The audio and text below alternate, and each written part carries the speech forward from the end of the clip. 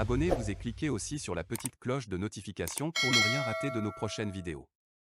N'oubliez pas de partager aussi la vidéo et de la liker. Afrique N24. On va conclure également avec professeur David Dossé. Vous êtes Togolais, très proche de Burkina Faso. Vous avez entendu tout à l'heure un coup d'État au Burkina Faso. Dr Boga Sako a dit « J'ai peur pour la Côte d'Ivoire ». Je pense que vous aussi, vous avez un peu peur pour le Togo. Et justement, au Togo, sur les réseaux sociaux, justement, les internautes togolais surtout ont un pointe du doigt accusateur vers les partis politiques de l'opposition qui seraient impuissants ou qui trahissaient la lutte de libération du peuple togolais. Alors, avec les coups d'État salutaires au Mali, en Guinée-Conakry, au Burkina Faso, les Togolais doivent-ils désormais comprendre que la solution est plutôt aux mains de l'armée togolaise? Et la configuration ethnique et le mode de direction de l'armée togolaise, on dit l'armée togolaise est clanique, est-ce que cela autorise-t-elle à nourrir les mêmes espoirs de coup d'État salutaire au Togo? Il y a Papa Tigouba l'a rappelé dans cette émission, les conséquences désastreuses du coup d'État militaire du 13 janvier 1963 font-elles craindre le coup d'État, que le coup d'État ne soit pas quand même une solution salutaire au Togo? Et là, que direz-vous pour conclure ce débat panafricain? Les Africains s'organisent. Il y a encore hier une grande mobilisation au Sénégal, à Dakar, pour soutenir les Maliens. Que devons-nous faire après ces grandes mobilisations? Professeur Dossé, que direz-vous pour conclure ce débat panafricain? Comme tu l'as dit, les grandes mobilisations doivent désormais être panafricaines. L'Ivoirien doit se sentir togolais et soutenir le Togolais dans sa lutte. Le Togolais doit se sentir malien et soutenir le Malien dans sa lutte, etc., etc.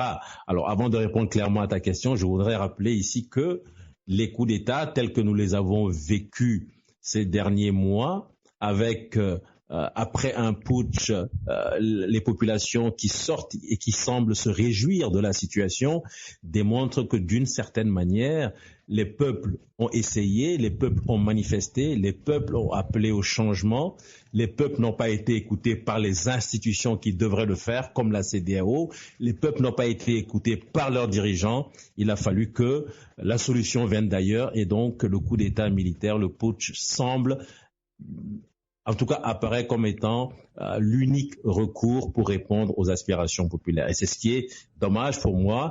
Et de mon point de vue, cela devrait inciter des institutions comme la CEDEAO à réfléchir à la situation actuelle où des chefs d'État se maintiennent au pouvoir à travers des violations de constitution, à travers des tripatouillages de constitution, à travers des modifications constitutionnelles. On dit j'ai modifié la constitution, c'est une nouvelle république, on remet les compteurs à zéro. J'avais fait 2 ou 3 mandats, ça compte pour rien et donc je peux faire un 3e ou un 4e mandat, etc., etc. D'accord. Donc voilà une situation extrêmement difficile dans laquelle évoluent les peuples d'Afrique, et je crois qu'il est important que on puisse, nous en tant que société civile, nous dire que nous devons désormais, dans une stratégie panafricaine, essayer de construire cette force organisationnelle qui va essayer d'apporter quand même une solution,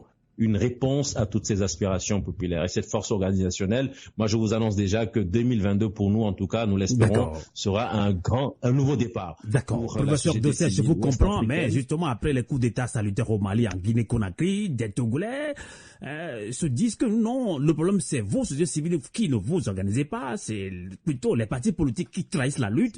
Mais est-ce qu'on doit comprendre que la solution est plutôt aux mains de l'armée?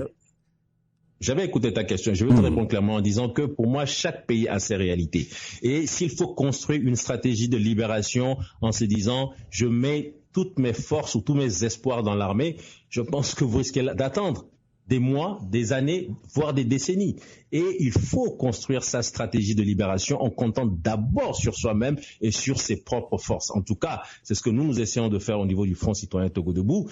Et s'il y a d'autres entités qui peuvent intervenir et apporter la solution, que ce soit l'armée ou ailleurs, moi je ne sais pas. Mais ce sera en tout cas une bonne chose pour nous. Mais il ne s'agit pas du tout de s'inscrire dans une stratégie où on dit j'attends que ce soit l'armée togolaise qui intervienne, qui apporte la solution. La solution, c'est d'abord nous-mêmes, ce sont les partis politiques, ce sont les acteurs de la société civile, ce sont les militaires, parce que nous sommes tous citoyens togolais et il nous revient à nous tous de nous battre pour apporter la solution afin de répondre aux aspirations de notre peuple. Donc pour moi, il ne s'agit pas du tout de se dire j'attends que l'armée togolaise fasse quelque chose. De mon point de vue, chacun à son niveau, après tous les échecs que nous avons subis, doit analyser la situation. En tout cas, ni au Mali, ni en Guinée-Conakry, ni au Burkina Faso, les populations n'ont jamais appelé l'armée à la rescousse. Hein. Très bien. Je pense que c'est l'armée de ces pays eux-mêmes qui ont pris leur... qui a pris ses responsabilités et chacun doit assumer sa fonction et prendre ses responsabilités. Et donc, pour ce qui est du Togo, nous voulons également que la démocratie et que l'état de droit deviennent une réalité dans notre pays. Il ne s'agit pas du tout de se croiser les bras en se disant l'armée malienne est intervenue, l'armée burkinabé est intervenue, il faut que l'armée togolaise intervienne. Nous avons en tant qu'acteurs de la société civile un rôle à jouer et nous allons essayer en tout cas de nous atteler à ce rôle et nous espérons pouvoir bénéficier du soutien de tous ceux qui sont intervenus aujourd'hui dans cette émission et des autres panafricanistes puisque désormais la situation impose que les peuples se solidarisent afin de répondre de façon claire et efficace à cette mainmise de ces dirigeants qui sont là essentiellement pour leurs propres intérêts et parfois pour les intérêts des superpuissances. Merci. Merci beaucoup, professeur David Dessay. Vous êtes médecin, porte-parole du Fonds citoyen Togodovo. Merci de nous avoir accompagnés en ligne depuis Lomé. On conclut ce débat avec Papa Atigouba, le Guinéen qui réside ici même à Genève en Suisse. Vous avez écouté nos trois invités panafricanistes. Ils ont quand même déjà montré le chemin. Je pense que vous avez aussi quelques commentaires pour conclure ce débat. Coup d'État au Mali, en Guinée-Conakry, au Burkina Faso. Oui, je pense que la CEDEAO craint quand même une contagion de coups d'État au sein de la sous-région ouest-africaine. Après le Mali, la Guinée, le Burkina Faso a qui le tour. David Dessay disait souvent la peur doit changer de camp au sein même de la population africaine. Alors que direz-vous également pour conclure ce débat, Papa Atigouba? Oui, c'est d'abord vous remercier l'ensemble de vos invités qui m'ont appris pas mal de choses et que je trouve que le débat est assez intéressant, que les Africains d'aujourd'hui, tout le monde s'intéresse à l'Afrique et aux problématiques et aux perspectives d'avenir de notre merveilleux continent.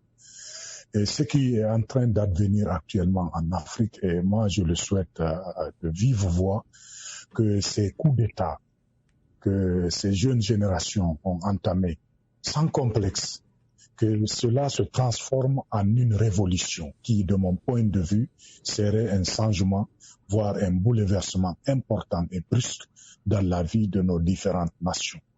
Et une révolution, elle peut s'appliquer à de nombreux domaines, comme vous le savez tous, notamment le domaine social, politique, économique, culturel, moral, scientifique et technique. Dans tous ces domaines-là, l'Afrique est en train de souffrir.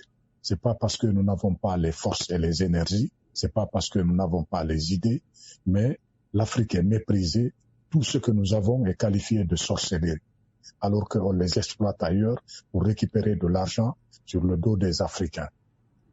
Et sur le plan politique, toujours par rapport à ces coups d'État que je souhaite vivement qu'ils prospèrent au nom de la libération de l'Afrique, je souhaite de vive voix une révolution qui permettrait la suppression de manière brutale l'ordre établi ainsi que son remplacement par une autre forme de gouvernement. Et comme vous le savez aussi, la propre d'une nouvelle révolution africaine par rapport au coup d'État actuellement que nous sommes en train de vivre et de saluer, serait l'instauration d'une manière irréversible d'un ordre nouveau ayant pour but l'indépendance économique africaine.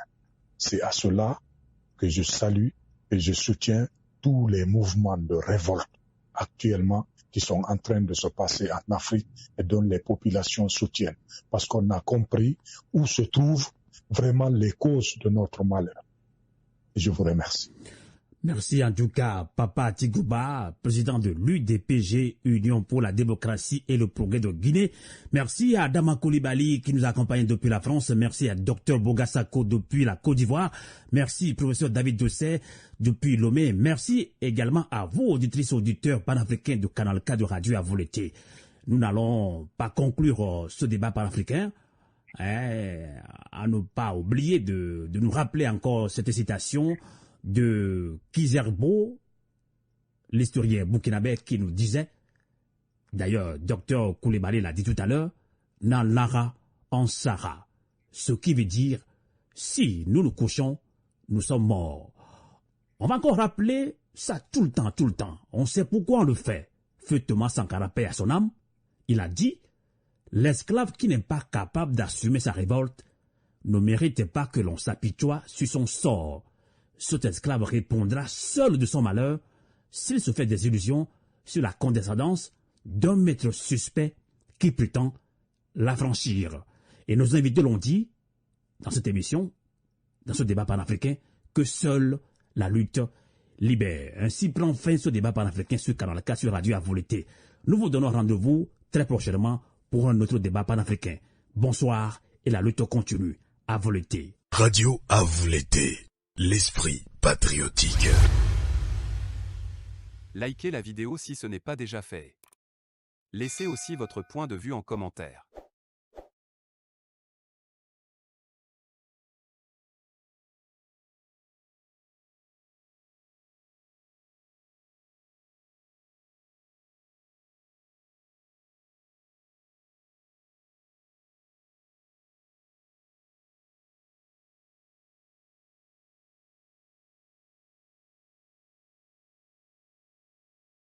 Abonnez-vous et cliquez aussi sur la petite cloche de notification pour ne rien rater de nos prochaines vidéos.